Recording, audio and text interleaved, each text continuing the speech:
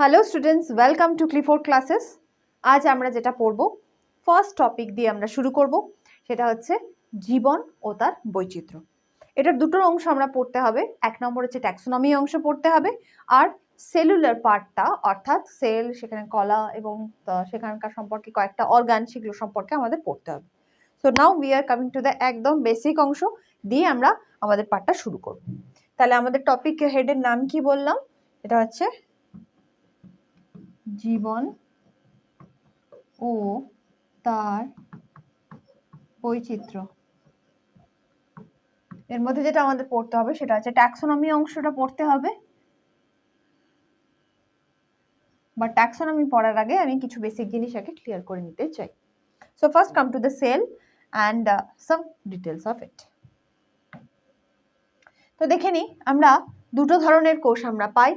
Normally একটা হচ্ছে eukaryotic কোষ পাই, আর একটা পাই হচ্ছে কি যে প্রোক্যারিওটিক কোষ, যেখানে ইউক্যারিওটিক কোষ আবার কিন্তু প্রাণী এবং উদ্ভিদ দুটো ভাগে ভাগ আমরা পাই। ওকে, আচ্ছা, আমি এই জায়গাটাতে যাওয়ার আগে তোমাদের একটু প্রোক্যারিওটিক সম্পর্কেও একটু বলে দিই। তো ফার্স্ট আমরা পাচ্ছি হচ্ছে দুটো টাইপের কোষ পাচ্ছি। একটা কি পেলাম? সেল অর কোষ। একটা পাচ্ছি হচ্ছে ইউক্যারিওটিক কোষ, আর একটা পাচ্ছি হচ্ছে প্রোক্যারিওটিক কোষ।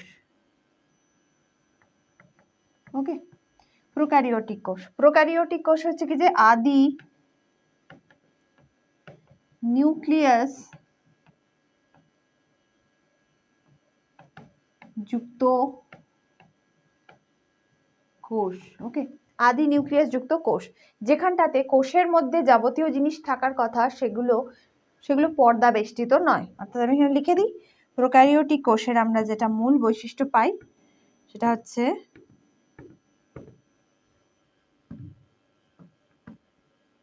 পর্দা বেষ্টিত অঙ্গাণু নয়। যেক্ষেত্রে ইউক্যারিওটিক কোষের মেন বৈশিষ্ট্য হচ্ছে কি যে পর্দা বেষ্টিত অঙ্গাণু বর্তমান। এই হচ্ছে দুটো টাইপের কোষ আমরা পাই, যার মধ্যে ইউক্যারিওটিক কোষের আবার দুটো পাই। একটা হচ্ছে কি অ্যানিমাল, আর একটা হচ্ছে প্লান্ট। ঠিক আছে, তো প্রাণী কোষ এবং উদ্ভিদ কোষ। আমরা ফার্স্ট প্রাণী কোষটা একটু দেখে নিই। প্রাণী কোষটা যদি দেখি, তাহলে প্রাণী কোষে একটা বাইরের দিকে একটা এনভেলপ পাবো, যেটাকে আমরা বলছি হচ্ছে সেল মেমব্রেন। সেল মেমব্রেনকে আমরা প্লাজমা মেমব্রেন ও বলে থাকি। কোষ পর্দা। ওকে, প্লাজমা মেমব্রেন, এটা একটা লেয়ার পাচ্ছি। ভেতরের দিকে কি পাচ্ছি? নিউক্লিয়াস পাচ্ছি। নিউক্লিয়াসের বাইরের দিকে একটা কভার পাচ্ছি, যেটাকে নিউক্লিয়ার এনভেলপ বলা হয়, নিউক্লিয়াসটাকে কভার করে থাকে। আদার দ্যান দিস কি পাচ্ছে? নিউক্লিয়াস ছাড়া আর যেটা পাচ্ছি সেটা হচ্ছে এই ম্যাট্রিক্স পার্টটা, যেটাকে বলা হয় সাইটোপ্লাজম। তাহলে এক নম্বর কি পেলাম? এটার একটা কভারিং পেলাম, নাম্বার 1 কভারিং পেলাম। নাম্বার 2 কি পেলাম? নিউক্লিয়াস, যার একটা কভার থাকে, নিউক্লিয়ার এনভেলপ বলা হয়।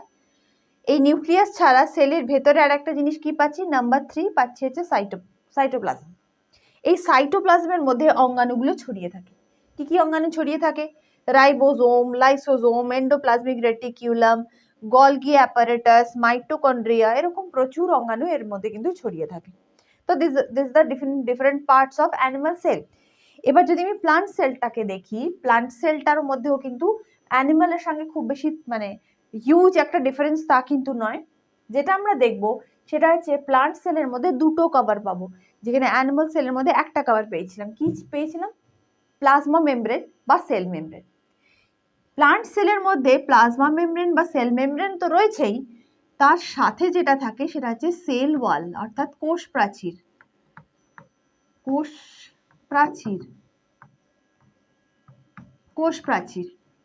ঠিক আছে, তাহলে দুটো লেয়ার, দুটোর মধ্যে যদি তোমাদের পার্থক্য দেয় সোজাভাবে লিখতে পারবে। এক নম্বর পয়েন্টে কি দেখবো? এক নম্বর পয়েন্টে দেবো হচ্ছে কি যে পর্দা, অর্থাৎ বাইরের দিকে পর্দা অ্যানিমালে একটা, প্রাণীতে হচ্ছে দুটো, প্লান্টের ক্ষেত্রে দুটো থাকে। কি কি? প্লাজমা মেমব্রেন আর সেল ওয়াল বা কোষ প্রাচীর, অর্থাৎ কোষ পর্দা এবং কোষ প্রাচীর দুটোই থাকে এদের। আর এদের মধ্যে প্লান্টকে একটু বেশি প্রোটেকশন দেওয়া হয়, আর অ্যানিমালের মধ্যে পাই হচ্ছে কি যে একটাই পর্দা, যেটাকে বলা হচ্ছে কোষ পর্দা। আদার দ্যান দিস, দুটোর মধ্যে কিন্তু এই সাইটোপ্লাজমও রয়েছে এই অংশটাতে, এদেরও সাইটোপ্লাজম আছে, এদেরও সাইটোপ্লাজম রয়েছে, নিউক্লিয়াস রয়েছে, নিউক্লিয়াসও প্রপার পর্দা বেষ্টিত থাকে।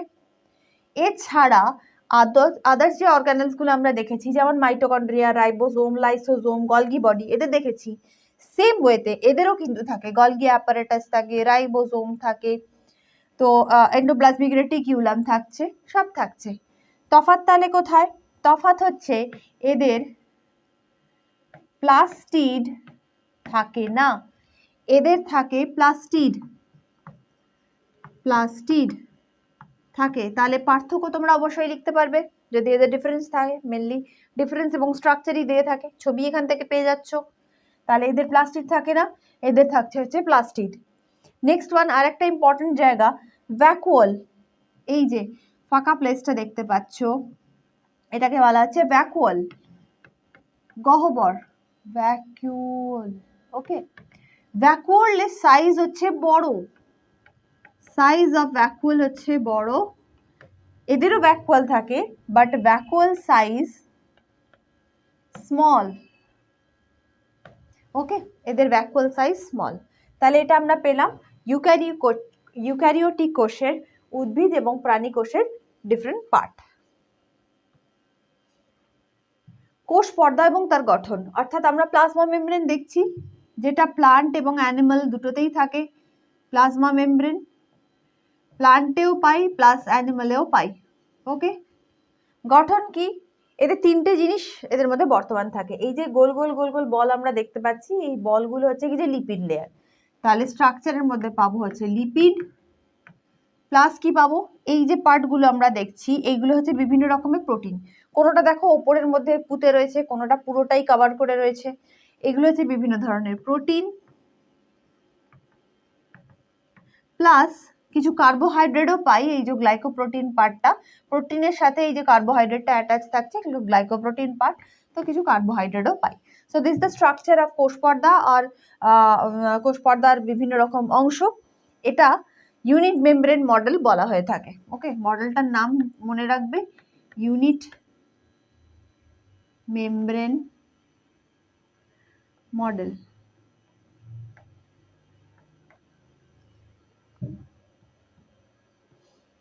কোষ প্রাচীর ও তার গঠন। কোষ প্রাচীর যদি আমরা দেখি তাহলে এই কোষ প্রাচীর স্পেশালি এটা প্লান্টের মধ্যে থাকছে। কোষ প্রাচীরের মেন অংশ হচ্ছে কি যে সেলুলোজ, সেলুলোজ মেনলি সেলুলোজ দিয়ে তৈরি হয়ে থাকে কোষ প্রাচীরের অংশ। নিউক্লিয়াস, নিউক্লিয়াস সেলের মধ্যে আর একটা ইম্পর্টেন্ট জিনিস। এই নিউক্লিয়াস ইম্পর্টেন্ট কেন? কারণ নিউক্লিয়াস এই ডিএনএ অর্থাৎ যেটাকে আমরা বলে থাকি জেনেটিক মেটেরিয়াল, সেটাকে ক্যারি করে থাকে, সেটাকে ক্যারি করে। নিউক্লিওলাস পার্টটা রয়েছে, nucleolus also important portion.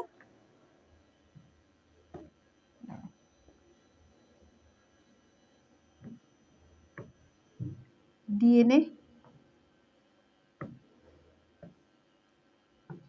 DNA বর্তমান থাকে বলে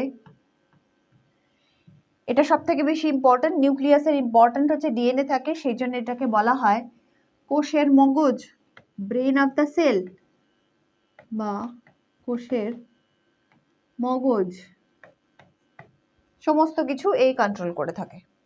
এটাও পর্দা বেষ্টিত হয়ে থাকে।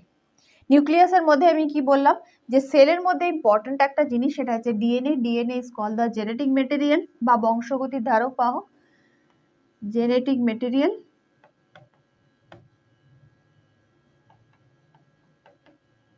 মেটেরিয়াল বা বংশগতির ধারক বাহক। ওকে, আরএনএ হচ্ছে রাইবোনিউক্লিক অ্যাসিড। ডিএনএর সাথে আরএনএর বিভিন্ন জায়গায় তফাৎ রয়েছে। মেনলি তোমরা ছবিতে যদি দেখো তাহলে এটা ডাবল স্ট্যান্ডার্ড একটা ডিএনএ, এই একটা পার্ট, দুটো স্ট্যান্ড রয়েছে, সেক্ষেত্রে আরএনএ সবসময় একটা স্ট্যান্ডার্ড কন্ডিশনে আমরা পাই। এছাড়া এদের ইন্টারনাল স্ট্রাকচারের মধ্যে তফাৎ রয়েছে, যেটা তোমাদের এক্ষুনি পড়ার প্রয়োজন নেই, হায়ার স্টাডিজ যখন করবে তখন পড়তে পারবে।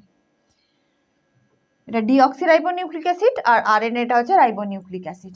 Mitochondria important organelles. মাইটোকন্ড্রিয়াকে বলা হয় পাওয়ার হাউস, অর্থাৎ কোষের শক্তিঘর। Okay, powerhouse of the cell. Powerhouse, powerhouse মানে এনার্জি প্রডিউস করে এবং স্টোর করতে পারে। What is the name of the energy? That means the ATP. ATP is the energy. এটিপিটার জন্যই সমস্ত রকমের কাজ হয়ে থাকে। তো মাইটোকন্ড্রিয়াটা এটিপি প্রডিউস করে, স্টোরও করতে পারে। এটা দেখো দুটো লেয়ার রয়েছে, অর্থাৎ এটার একটা বাইরের দিকের কভার রয়েছে, একটা ইনার মেমব্রেন রয়েছে, একটা আউটার মেমব্রেন রয়েছে, another one is the inner membrane. এই ইনার মেমব্রেনটা ফোল্ড হয়ে হয়ে ইনার মেমব্রেনগুলো এরকমভাবে ক্রিস্টি তৈরি করে। তাহলে মাইটোকন্ড্রিয়াল স্ট্রাকচারে কি পাচ্ছি? Outer membrane, inner membrane and the cristae. আর এই যে পার্টটা, অর্থাৎ ক্রিস্টি হয়ে মাঝখানে যে ব্লু কালারে তোমরা অংশটা দেখতে পাচ্ছ, এগুলোকে বলা হচ্ছে ম্যাট্রিক্স। ওকে, যাবতীয় প্রোটিনস, কিছু এনজাইম, আমি এখানে লিখে দিই ম্যাট্রিক্সে কি কি পাই। প্রোটিন পাই, এনজাইমস পাই, তো এগুলো সমস্ত কিছু inorganic substance, ions, organic product সমস্ত হচ্ছে কি যে এই পোর্শনটাতে থাকে। তো DNA plus DNA, mitochondrial DNA, মাইটোকন্ড্রিয়ার মধ্যে স্পেশাল ডিএনএ থাকছে, তো সবকিছু থাকছে যে ম্যাট্রিক্স পোর্শনটাতে। রাইবোসোম, রাইবোসোমের কাজ হলো প্রোটিন তৈরি করা, অর্থাৎ প্রোটিন তৈরি করা। ওকে, প্রোটিন প্রোডাকশন, প্রোটিন সিনথেসিসে হেল্প করে। রাইবোসোমের এটা দুটো ইউনিট থাকে, একটা হচ্ছে স্মল সাব ইউনিট, একটা হচ্ছে লার্জ সাব ইউনিট। এটা দেখতে পাচ্ছ স্মল অংশ, আর ওপরটা হচ্ছে কি যে লার্জ পার্ট। এর এই মাঝখানের অংশটা দিয়েই আরএনএটা থাকে, দেখতে পাচ্ছ আরএনএ রয়েছে, এমআরএনএ, মাইটোকন্ড্রিয়াল আরএনএ। তো এই আরএনএটা থাকে এবং আরএনএ মেশিনের মতন বলতে পারো, একটা একটা করে রিড করে এবং একটা করে এই অ্যামাইনো অ্যাসিড অর্থাৎ প্রোটিনের চেইন একটা তৈরি হয়। অ্যামাইনো অ্যাসিড মানে হচ্ছে কি যে এই একটা বলকে বলা হয় অ্যামাইনো অ্যাসিড। এই একটা অ্যামাইনো অ্যাসিড, এই একটা অ্যামাইনো অ্যাসিড, এই একটা অ্যামাইনো অ্যাসিড, অনেকগুলো অ্যামাইনো অ্যাসিড একসাথে এরকম দিয়ে তৈরি হয় হচ্ছে protein chain or polypeptide. Okay, protein, এই হচ্ছে রাইবোসোমের কাজ। গলগি অ্যাপারেটাস আর গলগি বস্তু, গলগি বস্তুও একটা সেলের মধ্যে একটা ইম্পর্টেন্ট কাজ করে, ক্যারিয়েজের কাজ করে। ঠিক আছে, গলগি অ্যাপারেটাস এন্ডোপ্লাজমিক রেটিকিউলাম উপরে থাকে। এন্ডোপ্লাজমিক রেটিকিউলাম যে প্রোটিন প্রডিউস করছে, কারণ এন্ডোপ্লাজমিক রেটিকিউলামের উপর রাইবোসোমগুলো বসে থাকে। ঠিক আছে, ওই রাইবোসোমগুলো প্রোটিন তৈরি করছে, প্রোটিন দিয়ে দেয় এখানে, এ এবার ট্রান্সপোর্ট করে অন্য জায়গাতে। লাইসোসোম, লাইসোসোমকে বলা হয় সুইসাইডাল ব্যাগ বা আত্মঘাতী থলি। আত্মঘাতী থলি, সেলের মধ্যে যদি কোনো আনওয়ান্টেড জিনিসপত্র থাকে বা সেলের ধরো ঠিকঠাক মতন কাজ করছে না, তখন এই লাইসোসোমের ভেতরে থাকা বিভিন্ন রকম উৎসেচক দিয়ে, ডাইজেস্টিভ এনজাইমস দিয়ে ওই জিনিসটাকে নষ্ট করতে পারে এবং পুরো সেলটাকেও ড্যামেজ করে দিতে পারে, প্লাস নিজেও ডিস্ট্রয়েড হয়ে যায়। তো সেই জন্য এটাকে বলা হয় suicidal bag of the cell, important organelles within the cell. বিভিন্ন ধরনের প্লাস্টিড, এই যে প্লাস্টিড এটা শুধুমাত্র আমরা পাই হচ্ছে প্লান্ট সেলেতে। আগেই বলেছি প্লান্ট সেলেতে শুধুমাত্র থাকে, অ্যানিমাল সেলে থাকে না। So this are the different types of plastid. একবার রিড থ্রু করতে পারো এত ধরনের প্লাস্টিড, খুব ভালো করে ডিটেলস যদি তোমরা পড়তে চাও, so you can read from here. Now the centrosome structure. Centrosome শুধুমাত্র অ্যানিমাল সেলে আমরা পাই, অ্যানিমাল সেলেতে আমরা পাই, এরা প্লান্ট সেলেতে থাকে না। কাজ কি? কাজ হচ্ছে কোষ বিভাজন। আমরা পরে পড়বো, পরে আমাদের একটা চ্যাপ্টার রয়েছে, সেখানে আমরা কোষ বিভাজন সম্পর্কে ডিটেলসে পড়বো, কিভাবে এরা কাজ করছে সেটাও আমরা পড়বো। বাট বেসিক আমরা যখন সেল পড়ছি, so just read, it's only present in animal cell. কোষ বিভাজন এদের কাজ। So this the structure, general structure. তো আমরা এখানে সেল সম্পর্কে ডিটেলসে পড়লাম। এর পরবর্তী ক্লাসেতে গিয়ে আমরা এটারই পরের অংশ অর্থাৎ কলা সম্পর্কে পড়বো, কিছু অর্গান সম্পর্কে পড়বো। So till then keep learning, stay safe.